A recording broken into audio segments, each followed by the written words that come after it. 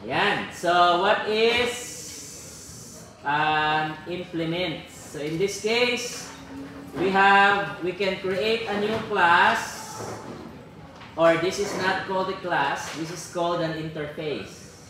Ayan. So, a Java can be a class file, it can be an interface file, it can be a frame, a JFrame form or panel form, which is what you do to create GUI. Ayan. So, first I will create a Java interface. The Java interface file will be called vehicle. Ayan. So, as you can see, this is called interface, not class, which is what we are used to. Diba? So, usually, it's public class, class name. Public, interface, interface name. Ayan. Okay. So, what is now an interface? Interface are simply requirements for classes that you want to implement this interface. Ayan. So, in this case, I added two methods. Diba? This is a void start and void stop. These are methods for vehicle because vehicles requires a start and stop. So in this case, if you have a new class, let's create a new class this time, not an interface. So this new class is, I will call this car. Ayan, car. This is a car class. And I will add implements. Okay, so we have implements. That is how you include an interface to a class. So as you can see, it will show an error. Ayan, it will show an error. So the error is because you implemented an interface to this class, which requires you to have the two methods. In this case, there is none. Diba? That's why it will show an error. So meaning, you need to have a stop and start method. Ayan. Okay. So, let me add the constructor and variable as well. Because, if you instantiate this class, you will require a constructor and a class variable. Ayan. So, as you can see, there's no error now. Ayan. So, meaning, if there is no start method, error. Because interface requires you to have the two methods. Okay? Ganyan. So, that's the purpose of having an interface. So, for your interface file, this one called vehicle, we can choose to add, okay, let's try adding a method. Ayan. So, in this case, we can add a method like of type default. We can also add a static method. Ayan. This is for the interface class, interface file. So, as you can see, this one is default. Normally, our method is public, di ba? Private, ganyan, or simply just void.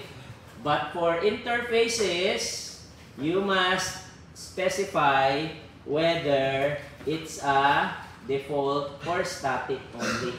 Okay? Dalawa lang yung options. Ayan, you only have two options, default and static. So what happens if this is a default method?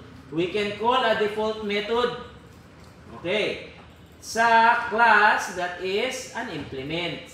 For example, let's call the honk method in the vehicle interface. There is no honk sa car.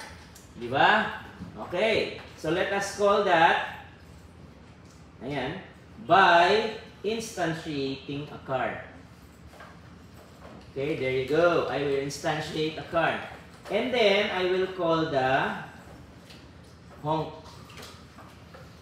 Ayan, there you go. So, meaning, we can call the honk method in the interface because there is no honk in the car. What if I added a honk sa car this time? Let's see. So I will add a honk here sa car. Ayan, there is now a honk sa car. Ayan, we have a honk. So what happens now, this will return this method, not this one. Because during instantiation, it will check first if this method is inside the car class. And if it's not, it will check for this method in the vehicle interface. Because vehicle interface is an implementation of car. Yan. So that's what will happen. Okay, so let's proceed to creating another interface. So the second interface will be called, okay, this will be the second interface. I will call this one convertible. Okay, what's inside? What's the requirement? A method. Isa lang. Ayan. So let me create another class. Ayan. This class will be called a sports car. Ayan. This is the class. So our sports car can be a child of car using extends, and at the same time, sports car is an implement of convertible. So we're doing two operations here. We are setting sports car class as a child of car class, and we're setting sports car class as having an implementation of convertible. So meaning, convertible interface requires you to have an open roof method. So let us add an open roof method sa sports car class. Yan. Okay, di ba? Wala nang error. And since this is a child class, you are required to have super.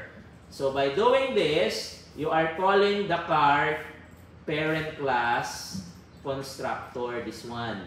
So you're assigning a value to it, which is the model. So if you're going to instantiate supercar, you need to assign a model. Okay, let us do just that. So let's instantiate the supercar class. Okay, dito tayo. Ayan, there you go. So this sports car, Ferrari Spider, is now assigned to this variable model. So the model will be assigned to the parent class car. So model here is this text. Okay, ganyan yan siya. So we can instantiate my sports car. We can instantiate to start.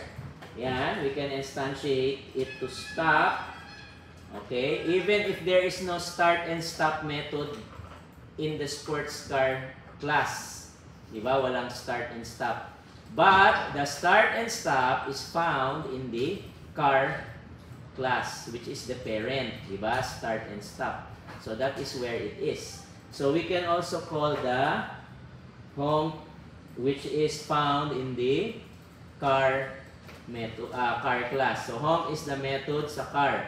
So this will be the method that will be called, not this one. Okay, this will be called only if there is no honk method in the car class. Since there is one, this will be called when you do this. Ayan. Okay, and then we have open roof. Ayan. So we have our method, open roof, in the sports car class. Okay, so that one will be called. Ayan. Okay, so if I execute the following statements, it will show the output. Ayan.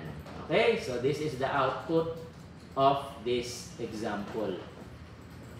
Ayan. Alright, so that will be our second midterm topic. First one is inheritance, which I applied also. This is inheritance using extends. And then the second one is implements. This is the interface.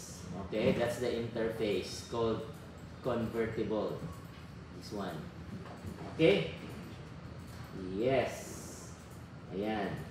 So, we can also call the vehicle interface in the main class. Okay, let's call the describe. Describe is a static method. Let's call this one. So, I will type the vehicle interface that it will only allow you to describe. Okay, yan lang, describe. So, you cannot call this method. This method, as you can see, is not available. Ayan, wala. Okay, di ba? There is no method. Ayan, not allowed. This method is a default method.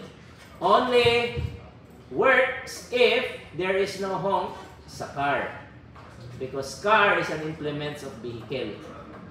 Okay? So there is no honk sa lahat sila. So if you call sports car, ayan, may honk, di ba? Ayan. So this one is not because this is a default method. So you can only use describe. So ang pwede lang is .describe. Okay, yan lang pwede. Ayan. So, executing this. Ayan, there you go. So, this is the describe. Okay, ayan, this one. Okay, the describe output. Alright, so that's the example. Okay, questions, clarifications for interface. Ayan. So this will be the next coverage. So next meeting, I will discuss more OOP concepts. And next week, and after that, Friday or Wednesday, we will have quiz 2. And then midterm exam will be April. Okay, April 4, Friday. So do not be late or absent. And then yung mga na-zero sa quiz 1 last meeting or last time, make up, okay, for your scores and exam as well. Okay, because you will fail the subject and repeat this again next semester if you don't pass. Yan, so make sure you study. Okay, ganyan. So yung mga nakapasa sa quiz, yan, good. And then keep up. Yung mga bagsak, study harder. Okay, ma-outro niyo siya. I will see you again next semester na naman. So you will keep repeating this subject until matagbaw. Matagbaw lang mo balik-balik. Okay. So, ayan. So, take note of the example codes. Ayan. Make sure you are taking down notes during each lecture. Okay. That's why I don't give PowerPoint slides. Kaya kung mag-PowerPoint ko di na mo mag-agad na mo sa PowerPoint. Okay? So, make sure you are taking down notes sa example given. Ayan. Okay. So, checking of attendance first. And then, I will check your exercises 1 to 6.